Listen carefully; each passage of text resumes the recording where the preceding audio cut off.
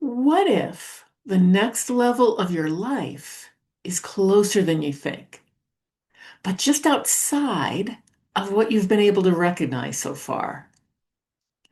Not because it's out of reach, not because you're not ready for it, but because what you see as possible shapes what you notice, what you move toward, and what you allow yourself to step into.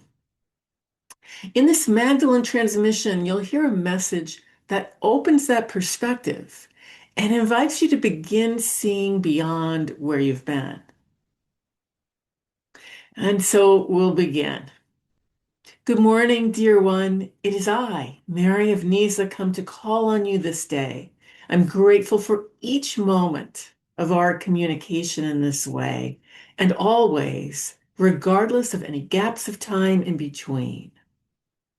I was very young, no more than 3 years old, when I was taken on a journey with my father and mother and younger sister to the Sea of Galilee. Many groups were gathering there to honor their ancestors. It was a time of great healing for some, great lamenting for others whose pain over lost or misguided relationship weighed too heavily upon them for their release, and a time of perplexity for those as young as me, for we lived and breathed our moments with little thought of past or future beyond our most basic needs and desires. The sea was beautiful and intrigued me even then. I was mystified by its movements. Where did these waves come from? And where did they go? Why were some more virulent than others? For you see, I had never seen this large a body of water before, and I had an inquisitive mind even then. I wandered its edge and waited for a sign, and eventually received one. It came in the guise of a red sea pole, what you might call an oar, though it was shaped differently. I found it upon the shore, then later the man and boat that came with it. I was fascinated by its texture, its size, shape, and color, for not often did I see something dyed to such a brilliant hue. And I delighted in the sound it made when slapped upon the water. In fact, I nearly rolled with giggles. The man was quite taken with my response and showed me in his mind as he demonstrated what it was used for and why it was so important to him. For he had come from across the sea and planned to return eventually. I had no idea there was or could be land on the other side of all this water.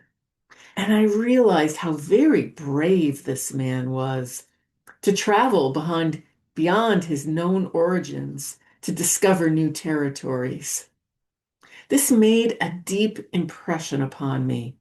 And from that point on, I endeavored to expand my horizons beyond my familiar, known to me world.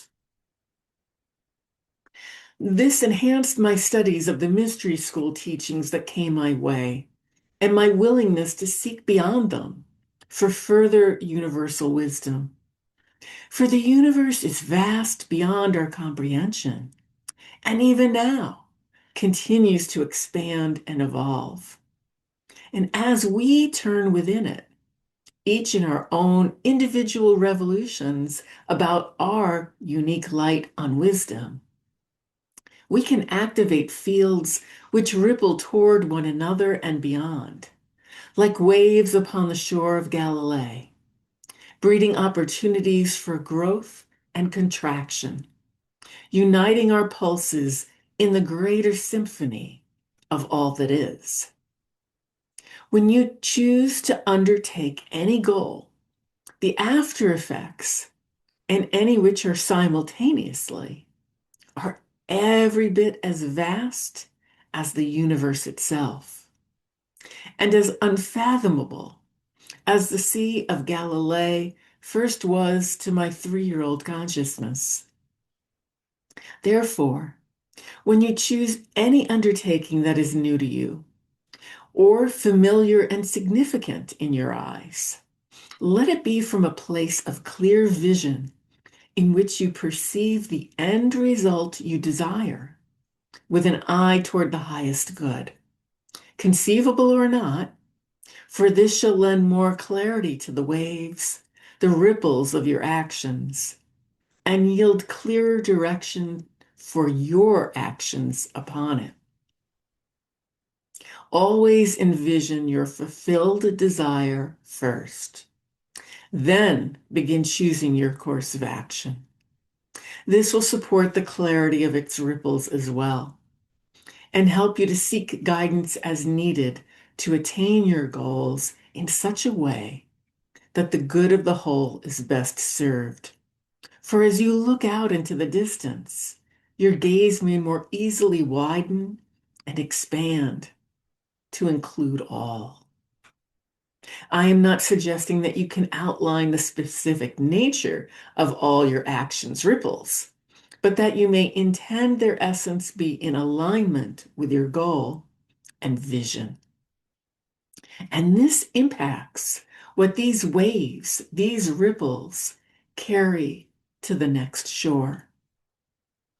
I am bidding you adieu for now and look forward to our next dialogue session. I remain she known to you as Mary of Nyssa, she who birthed and raised the Lady Mary Magdalene, and I am loving you forever. So there comes a point where moving forward isn't about doing more. It's about being able to see more. If something in you feels that, if you've sensed there's more for you but haven't fully been able to connect with it yet, this is exactly what we're stepping into next. In the To Envision series, we'll explore why optimism matters for your goals, what can lower what you expect for yourself, and how deeper influences shape what you allow yourself to see as possible. So make sure you're subscribed for episode 1, Why Optimism Matters for Your Healing Visionary Goals. And if you want a space to explore this more deeply, please join me inside my free Facebook group for your healing visionary purpose. I'd love to hear from you. Where in your life do you sense there could be more, but haven't fully stepped into it yet? And in the meantime, I want to thank you so much for being here and for being you. Namaste and many blessings to you, my friend.